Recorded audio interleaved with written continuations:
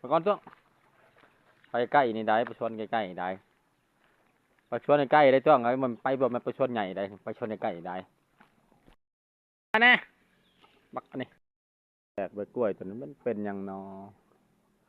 ใบมันสิตายมันเป็นด่างเป็นด่างขอบใบมันสีแดงๆเอาขุดเอาขุดเสียมนะครับหาหน้าไม้เขาเสียมมันเนาะนั่นไข่อยู่เทิงหมดจังเด้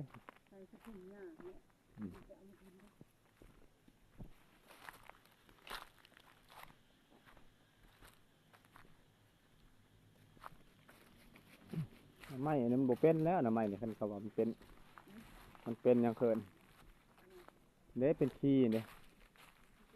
เป็นขี้แล้วมันสิตายขนาดนั้นบ่เป็นหน่อบ่จักขี้มันเด้เป็นหมากนี่เด้เขาบอกคันบ่สร้างมันเขาบอกนี่เด้เป็นขี้เคินนี่แหละ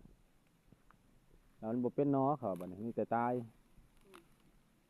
เคินมันแก่บ่จักมันกำหนดมัน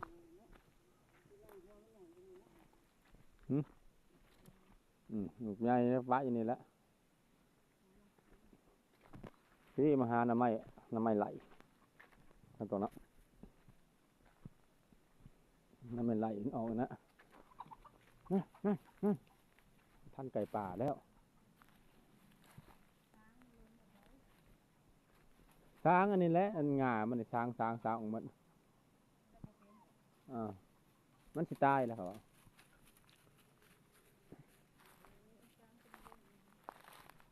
ไม่ไหลอันนี้เห็นไม่ไหล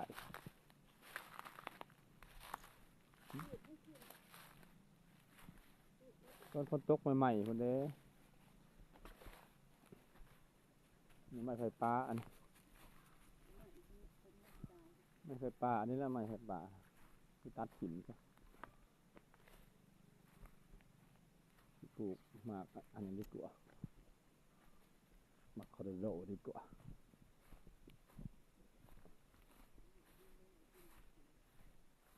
ฝนตกอันเด้มันออกหน่อสิฝนตกต้องเห็นนี่นางนั่นหันแล้วนี่ลุม